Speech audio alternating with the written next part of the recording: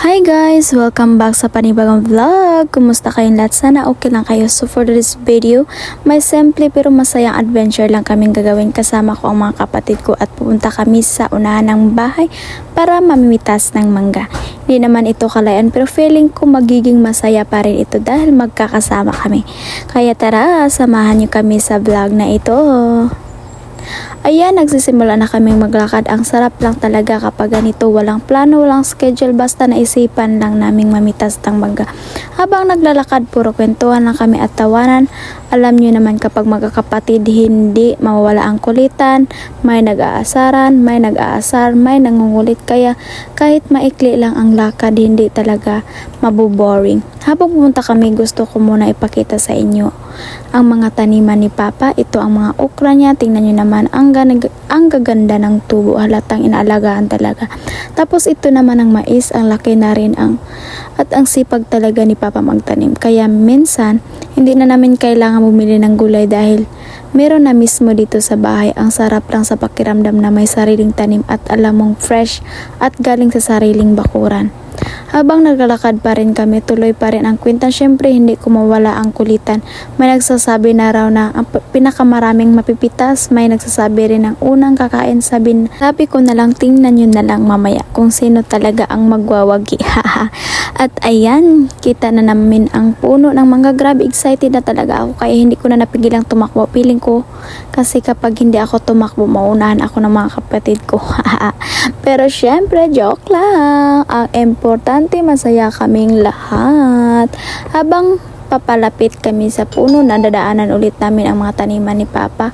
Ang presko talaga ng hangin dito. Tahimik lang ang paligid pero puno at halaman ang makikita mo. Minsan nakakalimutan natin na hindi naman pala kailangan na mamahaling lugar para mag-rest. Kung simpleng bakuran lang at kasama ang pamilya, sobrang saya na. At ayan na, narito na kami sa puno ng mangga. Simulan na natin ang pamimita. Syempre ako na muna umakyat sa puno. Medyo nakakaba rin sa una, kaya kailangan talagang mag-ingat. Habang pinipitas ko ang mga mangga, ang mga kapatid ko naman ang nasa baba at sila na ang sumasalo sa mga mahulog. Minsan naman inunahan nila ako na kumukuha ng nahulog ng mangga. At daya nyo naman, hindi ko rin in-expect na marami na palang bunga ng puno. Akala ko kaunti na lang ang matitira, buti na lang abot pa kami. Sulit talaga ang pupunta namin dito. At ito na ang mga napipitas namin. Hindi naman sobrang dami pero sapat na para sa aming lahat. Ang saya lang kasi pinaghirapan namin itong kunin. Iba talaga ang pakiramdam kapag ikaw mismo ang mapipitas ng prutas. Masarap siyang kainin.